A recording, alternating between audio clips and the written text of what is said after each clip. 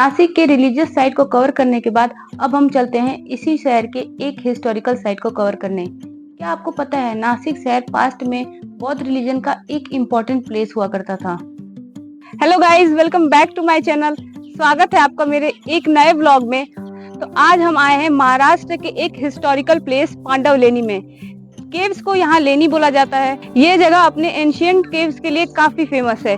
तो चलिए चलते हैं, एक्सप्लोर करते हैं इस इनक्रेडिबल प्लेस और इसके हिस्टोरिकल सिग्निफिकेंस को। ये केव्स आपको मुंबई आगरा हाईवे से ही दिख जाएंगी। ये गुफाएं सिटी सेंटर से लगभग 8 किलोमीटर के डिस्टेंस पे है। अगर आप बस से आ रहे हैं तो बस स्टैंड से ऑलमोस्ट 5 किलोमीटर की डिस्टेंस पे है। लेकिन अगर आप प्राइवेट व्हीकल से आ रहे हो तो यहाँ कोई आपको प्रॉपर पार्किंग लॉट नहीं मिलेगा। यहाँ गाड़ी ऐसे ही पार्क करनी पड़ेगी और ऑफ कोर्स यहाँ कोई पार्किंग चार्ज भी नहीं है।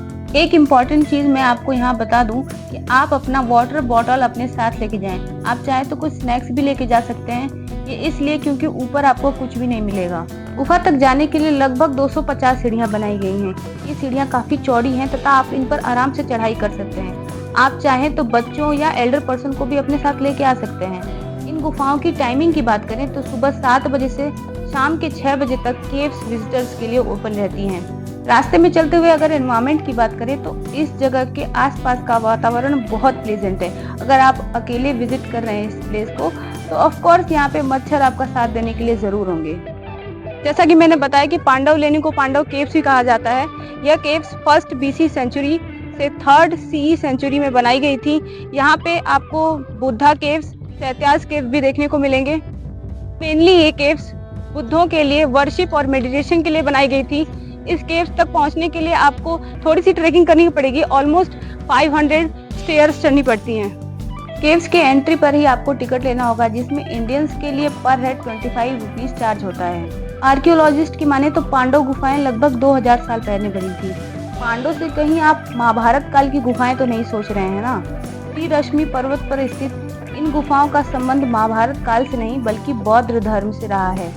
बौद्ध भिक्षु पांडु रंग मतलब पीले रंग के वस्त्र पहनते थे, इसलिए इस जगह को पांडव गुफाएं कहते हैं। इन गुफाओं के बारे में एक इंटरेस्टिंग चीज ये है कि इन गुफाओं का निर्माण इस तरीके से किया गया है कि इसका नॉर्थ पोर्शन इसे सूर्य की रोशनी से और इसका साउथ पोर्शन बारिश से बचाता है। इसलिए जैसे मैंने बताया कि ये गुफाएं 2000 साल से ऐसी ही टिकी हुई हैं। अगर केव्स की नंबर की बात करें तो यहाँ पे टोटल 24 केव्स हैं।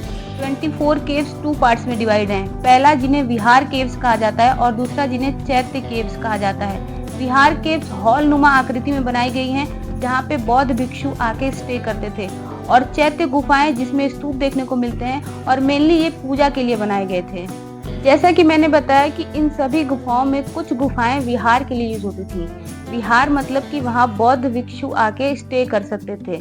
पर गुफा संख्या 18 एक ऐसी गुफा थी जिसका उपयोग चैत्य या प्रार्थना कक्ष के रूप में किया जाता था। इन गुफाओं में छोटे छोटे ब्लॉक्स बने दिखाई देंगे। ये उस समय के लोग इसे मेडिटेशन करने के लिए यूज किया करते थे।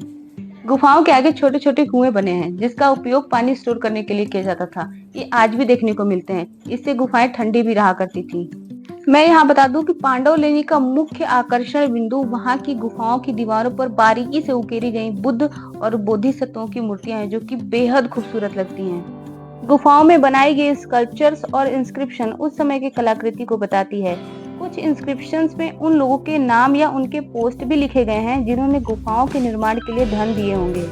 ये गुफाएं इतनी ऊंचाई पर स्थित हैं कि यहाँ से शहर काफी सुंदर दिखाई देता है। आप चाहें तो यहाँ पे कुछ पीसफुल टाइम स्पेंड कर सकते हैं। और आखिर में मैं ये बताना चाहती हूँ कि पांडवलेनी गुफाएं वास्तुकला का एक चमत्कार है, क्योंकि ये न केवल विशाल हैं बल्कि जो भिक्षु यहाँ रुका करते थे उनकी छोटी छोटी बुनियादी जरूरतों का भी ध्यान रखती थी। ये गुफाएं इतिहास में कला के समृद्ध इतिहास को बताती है। तो दोस्तों, ये जगह काफी एडवेंचरस है। एडवेंचर से मेरा मतलब है ट्रैकिंग। तो जिन लोगों को ट्रैकिंग पसंद है वो यहाँ आ सकते हैं, पर जो लोग रेगुलर ट्रैकिंग करते हैं उनके लिए ये रास्ता काफी मामूली सा लगेगा।